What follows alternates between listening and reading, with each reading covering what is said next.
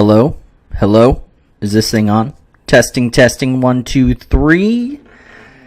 Hello, this is Jet, and it's been a really long time since I put out a video, and I thought it was about time to get back on the grind and start posting some quality content for you guys.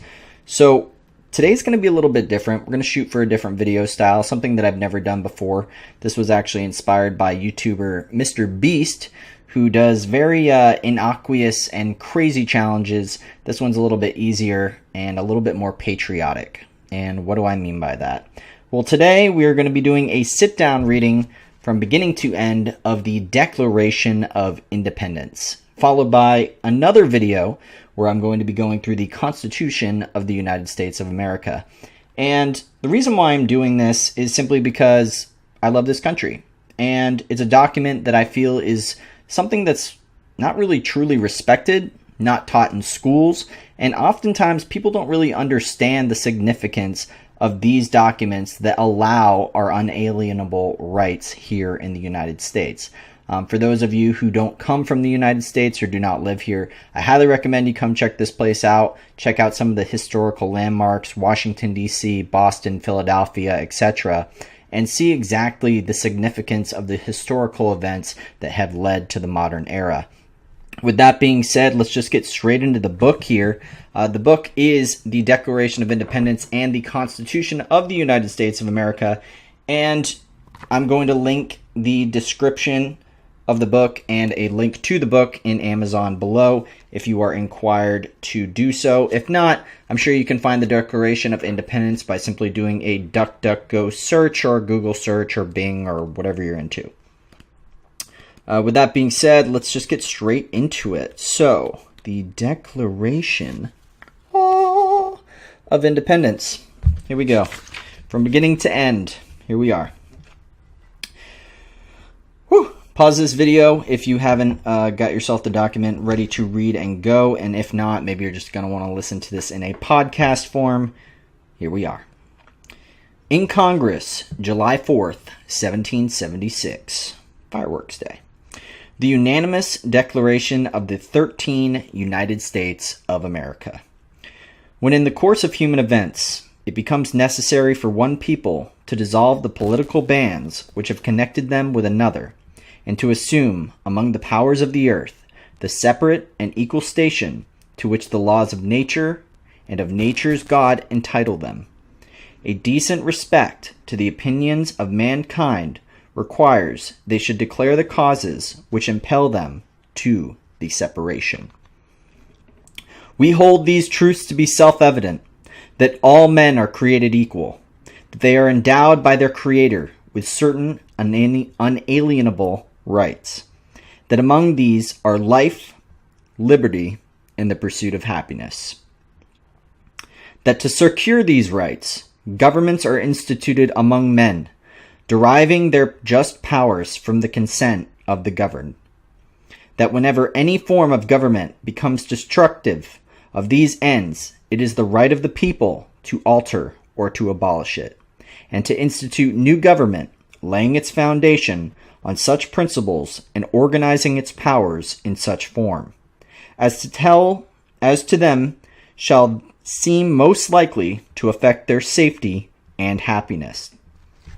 Prudence, indeed, will dictate that governments long established should not be changed for light and transient causes, and accordingly all experience hath shown that mankind are more disposed to suffer while evils are sufferable than to right themselves by abolishing the forms to which they are accustomed. But when a long train of abuses and usurpations, pursuing invariably the same object, and vices a design to reduce them under absolute despotism, it is their right, it is their duty to throw off such government, and to provide new guards for their future security.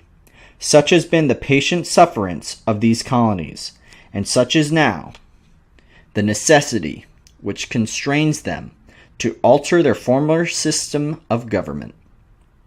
The history of the present King of Great Britain is a history of repeated injuries and usurpations. all having in direct object the establishment of an absolute tyranny over these states. To prove this, let facts be submitted to a candid world. He has refused his assent to laws, the most wholesome and necessary for the public good. He has forbidden his governors to pass laws immediate and pressing importance, unless suspended in their operation till his assent should be obtained. And when so suspended, he has utterly neglected to attend them. He has refused to pass other laws for the accommodation of large districts of people, unless those people would relinquish the right of representation in the legislature, a right inestimable to them and formidable to tyrants only. He has called together legislative bodies at places unusual, uncomfortable, and distant from the depository of their public records, for the sole purpose of fatiguing them into compliance with his measures. He has dissolved representative houses repeatedly, for opposing with manly firmness his invasions on the rights of the people. He has refused for a long time, after such dissolutions, to cause others to be elected, whereby the legislative powers, incapable of annihilation, have returned to the people at large for their exercise, the state remaining in the meantime exposed to all the dangers of invasion from without and convulsions within. He has endeavored to prevent the population of these states, for that purpose obstructing the laws of naturalization of foreigners, refusing to pass others to encourage their migration hither, and raising the conditions of new appropriations of lands. He has obstructed the administration of justice by refusing his assent to laws for establishing judiciary powers. He has made judges dependent on his will alone for the tenure of their offices and the amount and payment of their salaries. He has made judges, he has erected a multitude of new offices and sent hither swarms of officers to harass our people and eat out their substance. He has kept among us, in times of peace, standing armies without consent of our legislatures. He has affected to render the military independent of and superior to the civil power. He has combined with others to subject us to a jurisdiction foreign of our Constitution and unacknowledged by our laws, giving his assent to their acts of pretended legislation, for quartering large bodies of armed troops among us, for protecting them by a mock trial from punishment for any murders which they should commit on the inhabitants of these states, for cutting off our trade with all parts of the world, for imposing taxes on us without our consent, for depriving us in many cases of the benefit of trial by jury, for transporting us beyond seas to be tried for pretended offenses, for abolishing the free system of English laws in a neighboring province, establishing therein an arbitrary government, and enlarging its boundaries so as to render it as once an example and fit instrument for introducing the same absolute rule into these colonies, for taking away our charters, abolishing our most valuable laws, and altering fundamentally the forms of our government, for suspending our own legislatures and declaring themselves invested with power to legislate for us in all cases whatsoever, for suspending our own He has abdicated government here by declaring us out of his protection and waging war against us. He has plundered our seas, ravaged our coasts, burnt our towns, and destroyed the lives of our people. He is at this time transporting large armies of foreign mercenaries to complete the work of death, desolation, and tyranny, already begun with circumstances of cruelty, perfidy, scarcely paralleled in the most barbarous ages, and totally unworthy the head of a civilized nation. He He has constrained our fellow citizens, taken captive on the high seas to bear arms against their country, to become the executioners of their friends and brethren, or to fall themselves by their hands. He has excited domestic insurrection among us, and has endeavored to bring on the inhabitants of our frontiers and merciless Indian savages, whose known rule of warfare is an undistinguished destruction of all ages, sexes, and conditions. In every state of these oppressions, we have petitioned for redress in the most humble terms. Our repeated petitions have been answered only by repeated injury. A prince, whose character is thus marked by every act which may define a tyrant, is unfit to be the ruler of a free people. Nor have we been wanting in attentions to our British brethren. We have warned them from time to time of attempts by their legislature to extend an unwarrantable jurisdiction over us. We have reminded them of the circumstances of our emigration and settlement here. We have appealed to their native justice and magnanimity.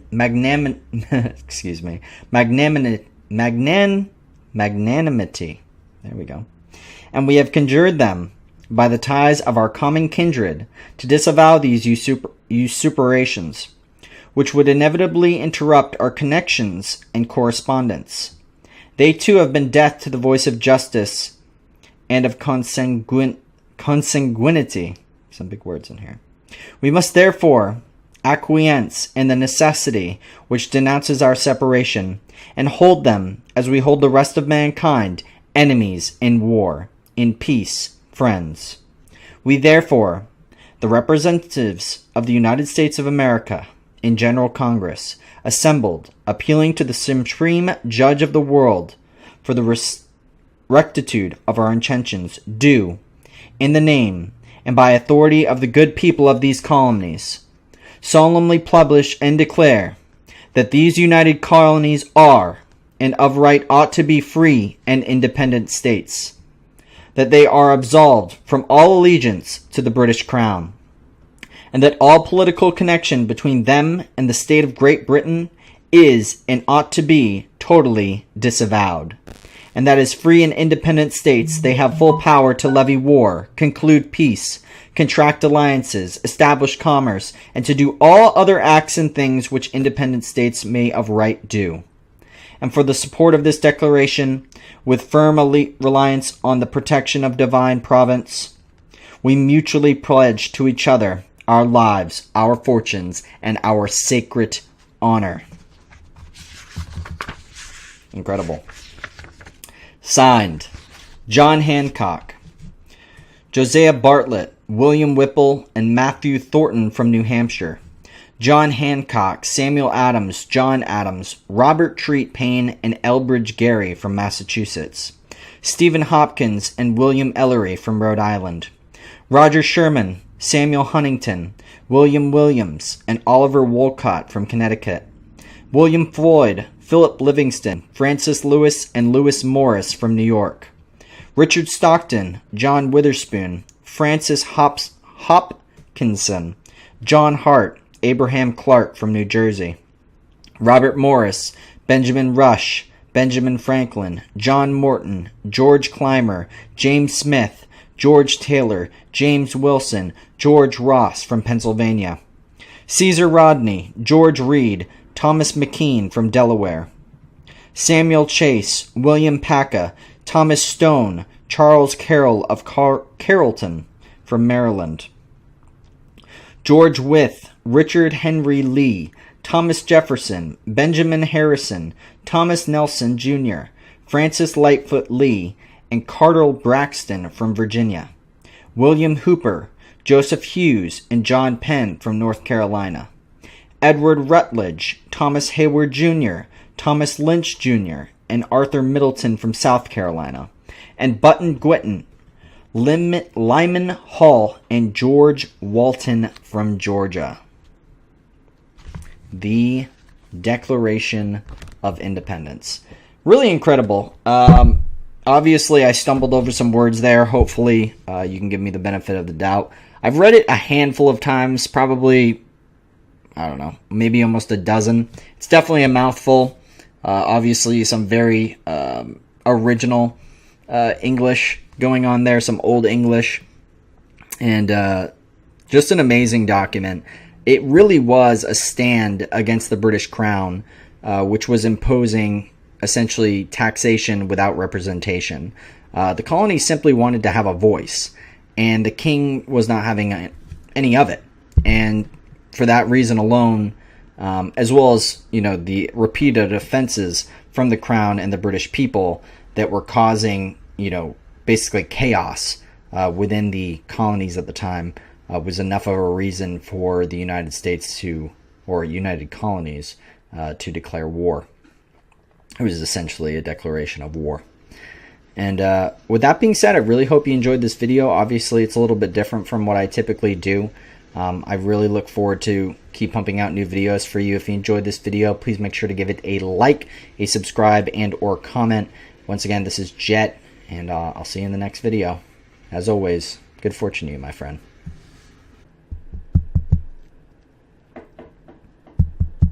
Hello? Hello, is this thing on?